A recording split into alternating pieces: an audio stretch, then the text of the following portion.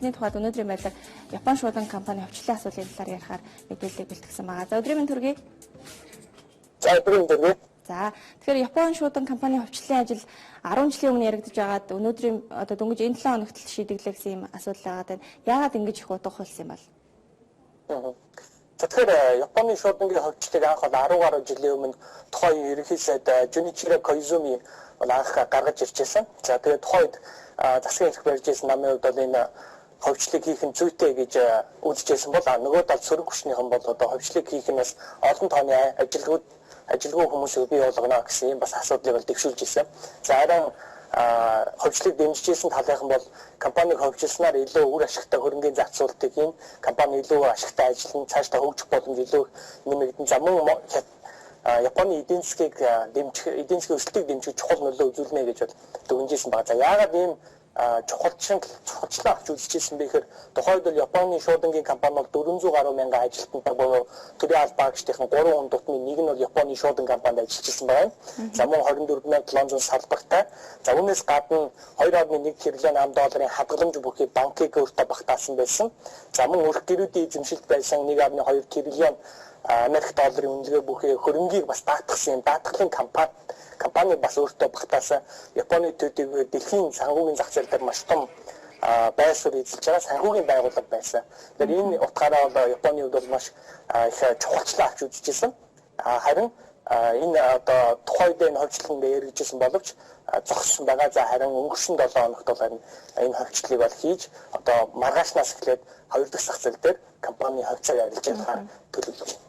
За тэгэхээр IPO-гоор нийтдээ хичнээн тэрбум төгрөг босгосон бол за мөн эрэлтийн хувьд ямар байсан бол хөрөнгө оруулалтын бүтцийг хараад үзэх юм бол ямар байгаа вэ? За тэгэхээр энэ дотор бол Японы шуудангийн хөвчлөлийг ярьж байгаа бас дотор 3 компани байгаа. За нэгдүгээрт бол банк, за мөн даатгалын компани, за мөн шуудан гэсэн ийм 3 компани хөвчлөл байгаа. Тус бүрдээ энэ 3 компаниас бол 11% нь засгийн газраас хөвчилсөн. За ингээд нийтдээ 11.9 тэрбум Америк долларын хөрөнгийг анх дахь зах зээлээс бол босгоод байгаа. За харин 2 дахь зах зээл дээр маргааш 2 дахь зах зээл бол маргааш эхлэн. За анх дахь зах зээл дээр эрэлт бол нийлүүлэлтээс маш их байсан гэсэн юм бас том мэдээллүүд бол өгсөөр байгаа. Жишээлбэл Okachi Securities-ийн захирлын хувьд бол Японы шуудан даатгалын компани хувьцааны захиалга хэмжээ манад ногдсон хувьцаанаас 120 дахин их байсан. Харин банкны захиалга бол 30 дахин их байсан гэх мэтчлэн ийм мэдээллүүд бас явж байгаа. Тэгэхээр ер нь бол ингээд олон улсын санхүүгийн мэдээллүүдийн их сурвалжийг аваад үзэхэд бол олон брокерийн компаниуд харилцагчтай хангалттай хэмжээний хувьцаа өгч чадаагүй худалдаа авч өгч чадаагүй бол харамсалтай байна. За мөн олон жижиг хөрөнгө оруулалт хувьцааг хангалттай хэмжээндээс өөрийнхөө хүссэн хэмжээнд авч чадаагүйгээс болоод бас гомдолтой байна гэсэн бас иймэрхүү мэдээлэлүүд явж байгаа. Тэгэхээр эрэлтийн хувьд бол нийлүүлэлтээс хэд дахин илүү байсан гэж дүгнэж болохоор байгаа. За тэгэхээр Монголд бол яг одоо төрөмчийн хөвчлөх асуудал бол эд яригдж байгаа. Энэ ондоо багтаад бас хэд хэдэн компаниудыг хөвчлөн гэсэн.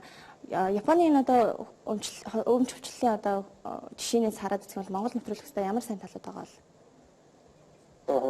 Тэгэхээр Японы засгийн газар нь өөрөө маш том бас зорилгыг дэвшүүлээд байна л да. За юу гэхээр Японы өрх гэрүүд бол 14.3 тэрлэн $10 санхүүгийн хөрөнгийг эзэмшдэг боловч үүний дөнгөж 13.6% л хөрөнгийн зах зээл хувьцаанд оруулсан байдаг. Өөрөөр хэлбэл нөгөө талдаа маш хэмжээний хадгаламж хийдэг ийм өрх гэр байгаа юм а гэж Японы төв банкнаас мэдээлсэн байна. Тэгэхээр засгийн газрын хувьд ямар зорилт дэвшүүлж байгаа гэхээр энэ хадгаламжинд байгаа мөнгийг идэхгүй одоо хадгаламжинд байгаа мөнгийг хувьцаанд оруулж хөрөнгөний зах зээлд оруулж идэвхтэй эргэлтийг бий болгох санхүүгийн зах зээл эдийн засгийн дээш нь одоо өсгөх ийм бодлогыг баримталж байгаа нь өөрөө бас их сонирхолтой байна. За тэгээд Японы ерөнхий сайдын хувьд бол энэ компани хувьцааны 80%-ийг нь бол дотоодын хөрөнгө оруулагчдад тэр дотроо тэр 80%-ийнхаа 90%-ийг нь бол өрх гэрүүдэд эзэмшүүлэхээр зорьсон. Тэгээд бас энэ яг зорилгодоос хүрч чадсан байгаа. Өөрөөр хэлбэл Японы иргэд энэ компани хувьцааг маш ихээр худалдаж авсан. Зөвхөн энэ компани 3 компани хувьцааг худалдаж авахаар 500 гаруй мянган шинэ данс нэгдэж шинээр хөрөнгө оруулагчид жижиг хөрөнгө оруулагчид иргэдэн энэ зах зээл рүү орж байгаа ийм бас үйл явдал болж байна. Тэгэхээр одоо төрийн өмчийн хувьцалж байгаатай холбоотойгоор манай улсын хувьд бол бас чанартай цаашдаа өсөх ирээдүйтэй найдвартай гэж үзэж байгаа юм компаниуд дээр иргэдийнхээ хөвчлөгтэй иргэдийг илүү оролцуулж илүү Аашаа хөрөнгө оруулалт хийх үр ашигыг хүртэх боломжийг нь хангаж өгөх нь бас Японы туршлагаас бидний авах зохистой ийм туршлага байна гэж хэлж болохоор байна. За мэдээлэл хүргэсэнд баярлалаа. За баярлалаа. За тэгэхээр хөрөнгөний зах зээлийн талаарх мэдээлэл мөн Япон шуудан компани өмч хвчлийн талаарх мэдээллийг та бүхэнд хөрөнгө оруулалтын шинжээч мөнх эрдэнэ хүргэлээ. За харин өнөөдрийн Монголын хөрөнгөний биржийн арилжааг харах юм бол бага зэргийн уналт ажиглагдсан мэдээлэлтэй байна. За хөрөнгөний биржийн арилжаа мөн сүүлийн үед нэлээд уналттай буюу арилжааны зах зээлийн хөрөнгөч нэлээд бага байгаа гэсэн зүйлийг хөрөнгө оруулалтын шинжээчдийн зүгээс л өгöd байгаа. MSCI All индексийн хувьд өнөөдрийн байдлаар бага зэргийн уналттай арилжаалагдсан байна. За харин 2 дугаар ангилалд нийтдээ 24 компани 3086 шиг хувьцаа арилжаалагдлаа гэсэн мэдээлэлтэй байна. Ингээд хөрөнгөний зах зээлийн мэдээллийг хүрэхэд юм байна.